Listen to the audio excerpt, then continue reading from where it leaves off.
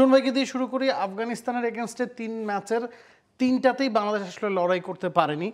ঘরের মাঠে ওয়েস্ট ইন্ডিজের বিপক্ষে আপনি কি মনে করেন যে বাংলাদেশ ফেভারিটের তকমা নিয়েই মাঠে নামছে, নাকি ওই ধারাবাহিকতার রেশটা আসলে এই সিরিজেও থাকবে?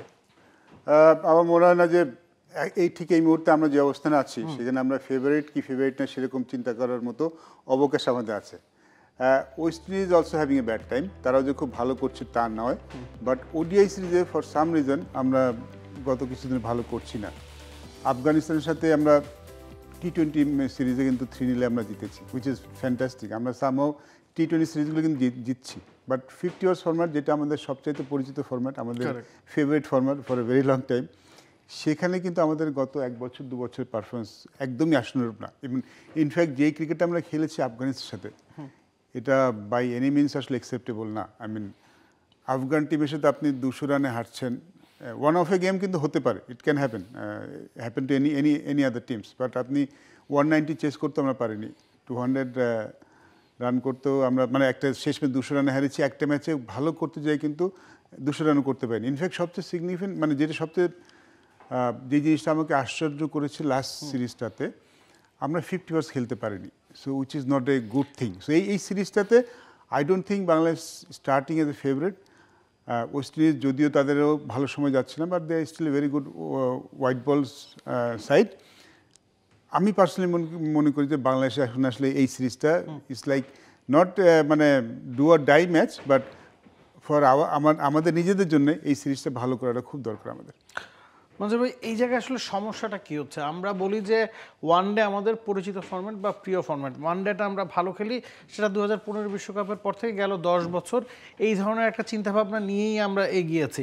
এখন আমরা T20 জিতছি, T20 সিরিজ জিতছি, আরব আমিরাতে আমরা যে এশিয়া কাপ খেলেছি যথেষ্ট ভালো ক্রিকেট খেলেছি, আফগানিস্তানের বিপক্ষে 3-0 ব্যবধানে আমরা সিরিজ জিতেছি, কিন্তু ওয়ানডে এলে পুরো 50 ওভার ব্যাটিং করাটাই যেন এখন একটা সমস্যা হয়ে যাচ্ছে।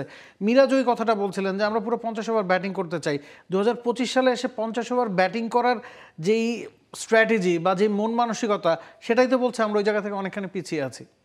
আমার মনে হয় যে T20 ফরম্যাটে আমরা কিছুটা স্টেপ আপ করেছি, এবং সেইখানে স্টেপ আপ করার যে মানে আমাদের যে ফর্মুলাটা ছিল, হয়তো বা আমার যেটা মনে হচ্ছে যে মনোসংযোগটা ছিল, সেইখানে বেশি মাত্রায় মনোসংযোগ দিতে যে ওয়ানডে ফরম্যাট থেকে আমাদের লুকটা শিফট হয়েছে কিনা, এবং তার একটা মানে কি বলবো একটা প্রতিঘাত আমরা পেয়েছি কিনা, আমার সেটা যথেষ্ট সন্দেহ রয়েছে। আপনি যদি গত 2.5-3 বছরের স্টার্ট দেখেন, আস্তে আস্তে আস্তে আস্তে কিন্তু ডিক্রিজ করে এখন এমন একটা তলানিতে এসে পৌঁছেছে যে গত 11 মাসে, গত নভেম্বর থেকে এই অক্টোবর পর্যন্ত আমরা 5টা সিরিজ খেলেছি, 5টাতেই আমরা হেরেছি। এবং আমরা সবসময়ই দাবি করি যে আমরা আফগানিস্তানের থেকে বেটার ওয়ানডে সাইড। সেখানে আমরা কি হয়েছে, ক্লিন সুইপ শুধু হয়নি, যেটা সুমন ভাই একটু আগে বললো, যেভাবে আমরা ম্যাচ হেরেছি এটা ছিল দৃষ্টিকটু। আমরা 225 ডিফেন্ড করতে পারিনি, আবার 190ও তাড়া করতে পারিনি, মানে আমাদের কোনো কিছুই ক্লিক করছে না, একসঙ্গেও ক্লিক করছে না। তো আমার মনে হয় যে আপনি যখন ম্যাচ জিততে চাইবেন তখন সব কিছু একসঙ্গে হওয়াটা খুব জরুরি।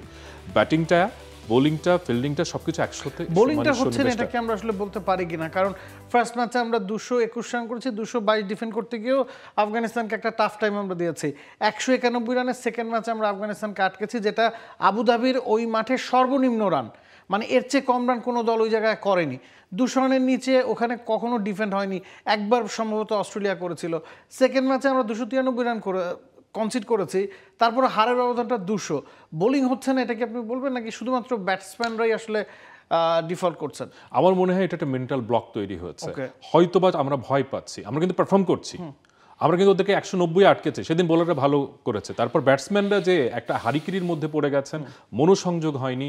বিশেষ করে আমি এখনও দেখতে পাই তাওহিদ হৃদয়ের ওই আউটটা, একটা স্ট্রেইটারে যেভাবে বোল্ড হলেন তিনি রশিদ খানের, এবং মানে তিনি বুঝতেই পারেননি বলটা, এবং যেটা মনে হচ্ছে বুদ্ধির যে খেলা, সেখানে তিনি মানে হেরে বসে আছেন, এবং তার মনোসংযোগ খেলাটাই ছিল না। এবং একটা প্ল্যান থাকে না একজন ব্যাটসম্যান যখন উইকেটে থাকেন, যেটা সুমন ভাই আরও ভালো বলতে পারবেন, যে আমি ইনিংসটা কোথায় খেলবো। রশিদ খান বল করছেন, ওর 6টা বল আমি দেখি না, আর ওয়ানডে ফরম্যাটে 50 ওভার্সে কিন্তু আপনার হাতে প্রচুর সময়, তাহিদ হৃদয়ের হাতে কিন্তু অনেক শট রয়েছে, 2টো ওভার সে যদি খুব ভালো খেলে ফেলে তাহলে কিন্তু ম্যাচটা বাংলাদেশের গ্রিপে চলে আসে। তো ওর জন্য রশিদ খানকে চার্জ করার দরকার নেই, আমার সময়টা খারাপ যাচ্ছে, আমি নিজেও খুব ভালো ছন্দে না, আমি আরেকটু সময় নিই না। তো এই যে মেন্টাল স্ট্যান্ড, এই যে গেম অ্যাওয়ারনেস, তারপরে দলের মানে সামর্থ্যের বিচারে একটা পরিকল্পনা করা, এই সব মিলে প্ল্যানিংটা ঠিকমতো এক্সিকিউট হচ্ছে না মাঠে, যার ফলে আজকে বাংলাদেশ কিছুটা কোণঠাসা। For more updates, subscribe to our YouTube channel and click on the bell icon. Follow us on Facebook and Instagram. Download T-Sports app to enjoy exciting games and highlights. Visit tsports.com.